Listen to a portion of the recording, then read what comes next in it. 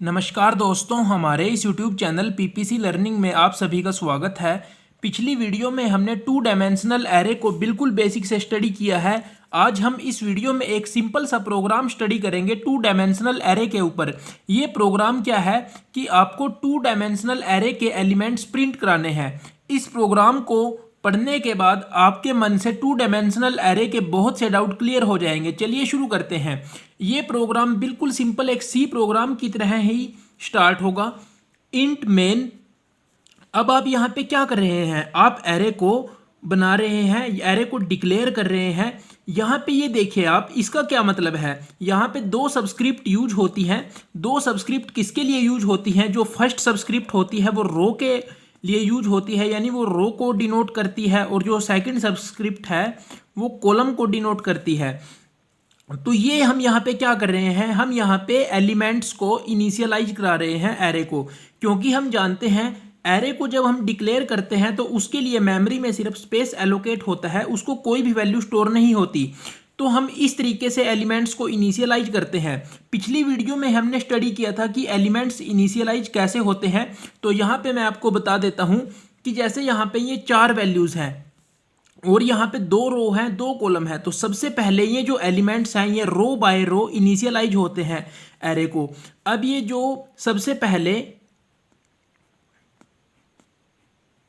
100 है ये इनिशियलाइज होगा 0 0 को, फिर उसके बाद क्या होगा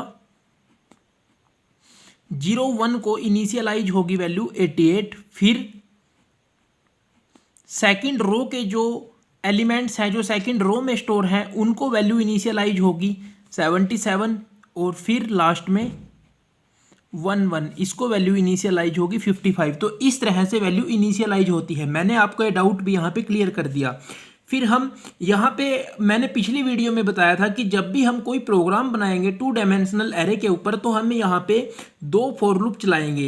एक फॉर लूप हम चलाएंगे रो के लिए और दूसरी फॉर लूप हम चलाएंगे कॉलम के लिए। हम अब यहाँ पे फॉर लूप चला रहे हैं for i is equal to 0। यहाँ पे ये कंडीशन है, फिर i प्लस प्लस इंक्रीमेंट हो रहा है। अब हम इस तरीके से बिल्कुल सिंपली इस प्रोग्राम को जैसे हमने पिछले एरे में भी लिखे थे उसी तरह से लिखेंगे। प्रिंट एफ बैकस्लैश n, इसका क्या मतलब है बैकस्लैश n। अगर आपने सी प्रोग्रामिंग की है थोड़ी सी भी तो आपको इसका मतलब पता होगा। बैकस्लैश n का मतलब होता है न्यू लाइन।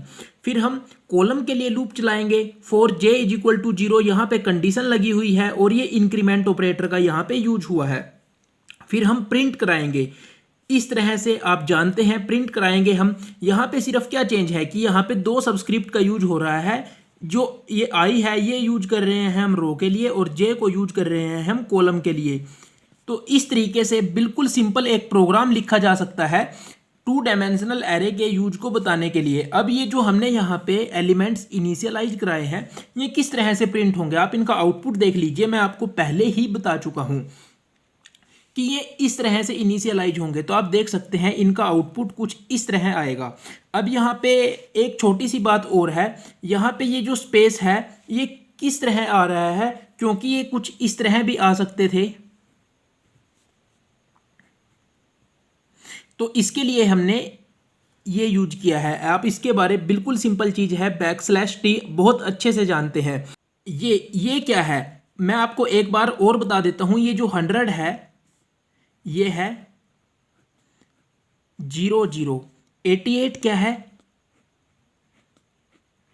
0 1, क्योंकि ये बात मैं पहले भी बहुत बार बता चुका हूं कि जो 2 डायमेंशनल एरे है उसमें इनिशियलाइज होता है रो बाय रो। उसमें जो वैल्यू इनिशियलाइज होती है वो रो बाय रो इनिशियलाइज होती हैं।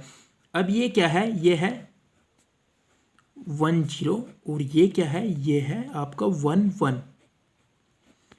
तो इस तरीके से हम इस प्रोग्राम को समझ सकते हैं। अगर आपको वीडियो अच्छी लगी हो तो प्लीज़ वीडियो को लाइक कीजिए और हमारे साथ इस वीडियो सीरीज में बने रहिए। अगर आपने अभी तक हमारे चैनल को सब्सक्राइब नहीं किया तो प्लीज़ चैनल को सब्सक्राइब कर लीजिए। थैंक यू, मिलते हैं अगली वीडियो में।